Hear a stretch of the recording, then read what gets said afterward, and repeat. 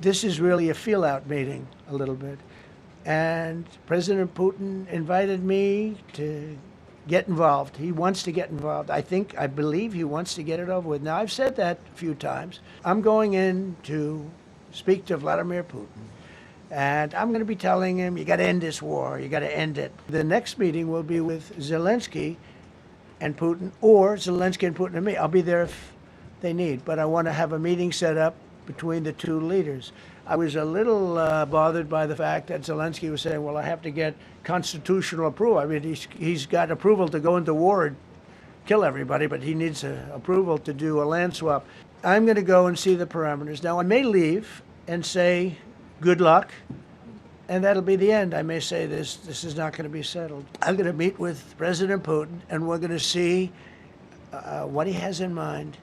And if it's a fair deal, I'll reveal it to the European Union leaders and to the NATO leaders and also to President Zelensky. I think out of respect, I'll call him first. Well, we're going to have a meeting with Vladimir Putin, and at the end of that meeting, probably in the first 2 minutes, I'll know exactly whether or not a deal can be made.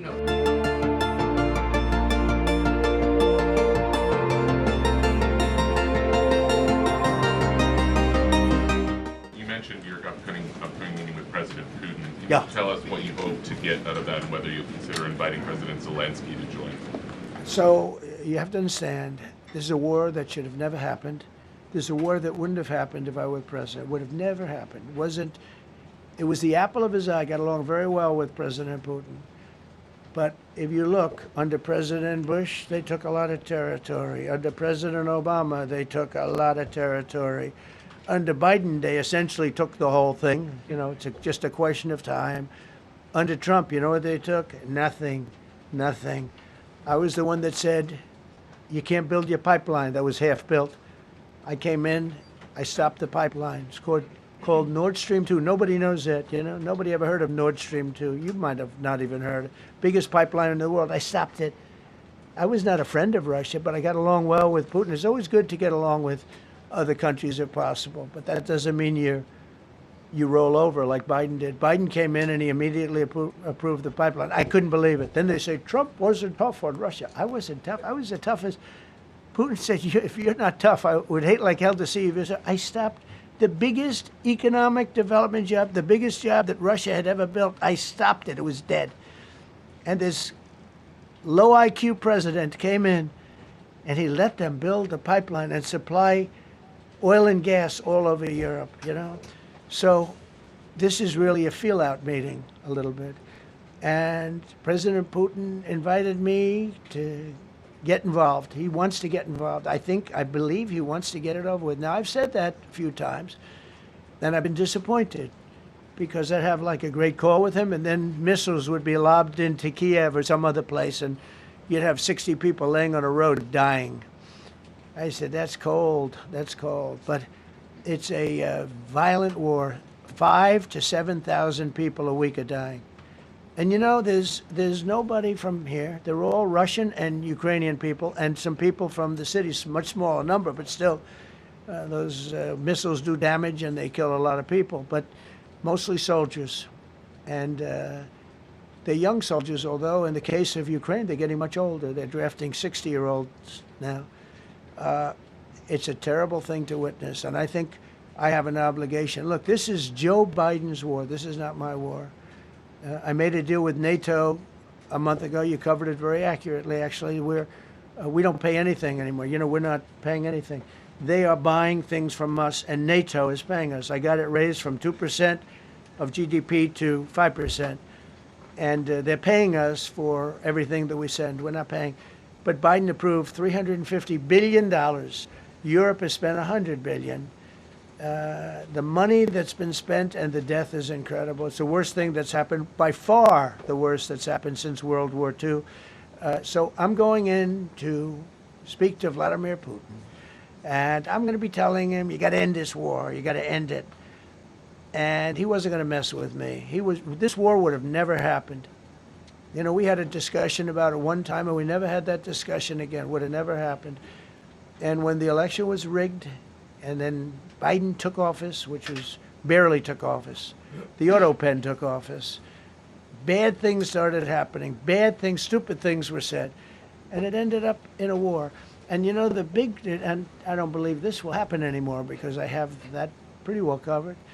This could end up in a third world war. This could have been a third world war. I don't think that's going to happen now. But I thought it was very respectful that the president of Russia is coming to our country as opposed to us going to his country or even a third party place. But I think we'll have constructive conversations. Then after that meeting, immediately, maybe as I'm flying out, maybe as I'm leaving the room, I'll be calling the European leaders who I get along with very well. And, you know, I have a great relationship, I think, with all of them. And I get along with Zelensky, but, you know, I disagree with what he's done. Very, very severely disagree. This is a war that should have never happened, wouldn't have happened. But I'll be speaking to Zelensky. The next meeting will be with Zelensky and Putin, or Zelensky and Putin and me. I'll be there if they need, but I want to have a meeting set up between the two leaders. I was a little bothered by the fact that Zelensky was saying, well, I have to get constitutional approval. I mean, he's got approval to go into war and kill everybody, but he needs approval to do a land swap because there'll be some land swapping going on. I know that through Russia and through conversations with everybody to the good, for the good of Ukraine. Good stuff, not bad stuff. Also, some bad stuff for both. So there's good and there's bad. But it's very complex because you have lines that are very uneven. And there'll be some swapping. There'll be some changes in land. And the word that they will use is, you know, they make changes. We're going to change the lines, the battle lines. Russia's occupied a big portion of Ukraine. They've occupied some very prime territory. We're going to try and get some of that territory back for Ukraine. But they've taken some very prime territory. They've taken largely ocean, you know, in real estate we call it oceanfront property. That's always the most valuable property. If you're in a lake, a river, or an ocean, it's always the best property. Well, Ukraine, a lot of people don't know that Ukraine was largely 1,000 miles of ocean. That's gone. Other than one small area, Odessa, it's a small area. There's just a little bit of water left. So I'm going to go and see the parameters. Now, I may leave and say, good luck, and that'll be the end. I may say this is not going to be settled. I mean, there are those that believe that Putin wanted all of Ukraine. I happen to be one of them, by the way. I think if it weren't for me, he would not be even talking to anybody else right now.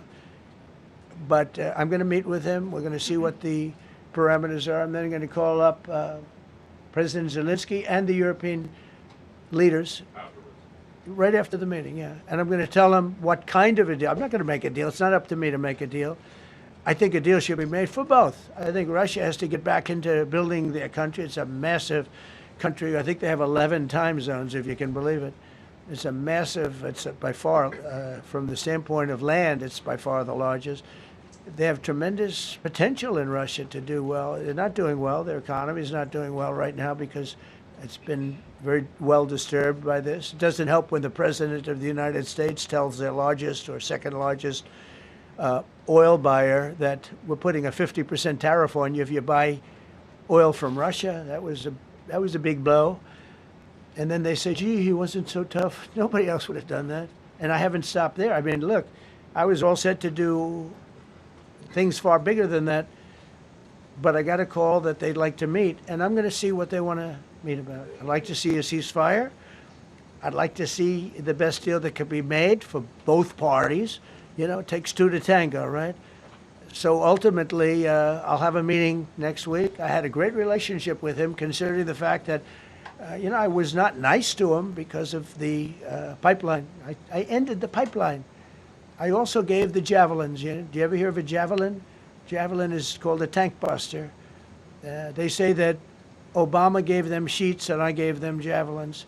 If it weren't for me, all those tanks that were destroyed at the first days of the war because the tanks got stuck in the mud, some commander made a better you know, they would have been in Kiev in 4 hours going down the highway. But a Russian general made a brilliant decision to go through the farmland instead. And they just had torrential rains, and the rains were so bad, and it was mud, and those tanks got stuck in the mud. I don't know who that general is, but knowing Vladimir, he's probably not around any longer because all those tanks were stuck in the mud and they went along with the javelins. I gave them the javelins. You know that, right? I gave them javelins. They gave them sheets. But I'm going to meet with President Putin, and we're going to see what he has in mind. And if it's a fair deal, I'll reveal it to the European Union leaders and to the NATO leaders and also to President Zelensky. I think out of respect, I'll call him first. And then I'll call them after. And I may say, lots of luck, keep fighting. Or I may say we can make a deal. If not, I will tell you this. I've seen a poll coming out of Ukraine. 88% of the people would like to see a deal made. And if you go back 3 years, everybody was gung-ho for war. You know, everybody's gung-ho for war until you have it. It's an amazing thing. I had it with a couple of countries where I couldn't get a deal done with one particular country. And I just couldn't. The guy's great. He's a friend of mine. Great. Good leader. Tough as hell. I couldn't get the deal done. And then he went into war for a short period of time. You know where I'm talking about. First term. And it was nasty. Guys being killed all over the place. And he went through 1 week of war, and I was able to get the deal done. He said, this is nasty. Yes, please. Yeah, just to follow up on what you were saying there. First of all, Volodymyr Zelensky is not invited on Friday? He wasn't a part of it. I would say he could go, but he's gone to a lot of meetings. You know, he's been there for 3.5 years. Nothing happened. And what is the definition? I mean, do you want somebody that's been doing this for 3.5 years? What's the definition of a good deal? I'll tell you after I hear what the deal is. Because there could be many definitions. You know, you're talking about a very large and complex situation. Now, I tell you, the war that I just settled with Azerbaijan and with, as you know, and Armenia was almost as complex as this one, having to do with routes, trade. Meeting on Friday with Vladimir Putin. Well, we're going to have a meeting with Vladimir Putin, and at the end of that meeting, probably in the first 2 minutes, I'll know exactly whether or not a deal can be How will you made. know that? Because that's what I do. I make deals. Do you see a time, Mr. President, when there could be normal trade between the U.S. and Russia? Should your meeting go well, should there be peace? I do, yeah. Russia has a very valuable piece of land. If Vladimir Putin would go toward business instead of toward war, you know, it's a warring nation. That's what they do. They fight a lot of wars. A friend of mine said Russia's tough because they just keep on fighting. They beat Hitler, so did we. And they beat Napoleon. You know, they've been doing this for a long time. I asked a question to a very, very smart man that some people like and some people don't like. Viktor Orban, right? From Hungary, the head of Hungary. And he's in that same area and knows the two countries very well. I said, this was before Biden didn't do anything to get us out of it. He could have gotten us out of that. It would have never happened. I said, so can Russia be beaten by Ukraine? He looked at me like, what a stupid question. He said, Russia's a massive country, and they win their country and they win their life through wars. They fight wars. That's what they do. He said, China beats you with trade. Russia beats you with war. That was a very interesting statement. China's not beating us with trade. Not when I'm in charge. But they were beating Biden with trade, but they never beat us with trade. Don't forget, China had to pay $400 billion worth of tariffs when I was last time. That was last time. And if we didn't have COVID, all of this stuff we would be loaded. We're finding hundreds of billions of dollars of cash is pouring into our country now because of tariffs. And all we're doing is we're doing what they do to us. It's so beautiful to see it. They found last month, as you saw, $25 billion of excess cash flow. They're saying, where did it come from? I said, I'll tell you where it came from. It came from a place called tariffs, and we're doing very well. We're really doing well. But I expect to have a meeting with Putin that I think it'll be good, but it might be bad. And I'm here for one reason, to get rid of a war that somebody else started. Should have never happened. And if I could end it, great. Complex war, a lot of bad blood, But Zelensky's been there for 3.5 years, so If you put them in a room, now I will say this: ultimately, I'm going to put the two of them in a room. I'll be there or won't be there, and I think it'll get solved. It's going to be a big thing. We're going to Russia. That's going to be a big deal. What happens, happens. I'll let you know what happens. You'll be the first to know. I'll be calling the European leaders. I'm going with totally. I mean, we have a lot of talks. They're great people. They're great leaders, actually, and they want to get back. Honestly, as one of them said, I've OD'd on trying to settle Ukraine. They've OD'd, meaning they've overdosed on the settlement of Ukraine. Not a nice expression, but boy, is it accurate. They're tired of it. They want to get back to spending money on their countries. You know, Biden gave them $350 billion. Europe gave $100 billion. It should be much more than that. Shouldn't have been that kind of, they should have had equalization, but they didn't. But you know what? Still a lot of money. They want to get back to building their own countries. They really want it resolved. My relationship with the European leaders, as you saw, is extremely good. Like it's perfect. It's beautiful. Wait. And we're going to try. I'll be in touch with them. I have 5 of them call me. You think it's easy? There are a lot of European leaders, but they rely on me. Very much rely on me. If it wasn't for me, this thing would never get solved until the last person breathing is dead. Did you talk to them before? Mr. President. Yeah, I did. I'm talking to them right now. So I'm talking to the European leaders. I'll be talking to President Zelensky. I'm going to get everybody's ideas. I go into that thing fully loaded right up there, and we're going to see what happens. Now, I think one of 2 things is going to happen. It's going to be a good meeting, and we'll go a step further. We'll get it done. I'd like to see a ceasefire very, very quickly. Very quick. I'd like to see it immediately, but I'd like to see it very quickly.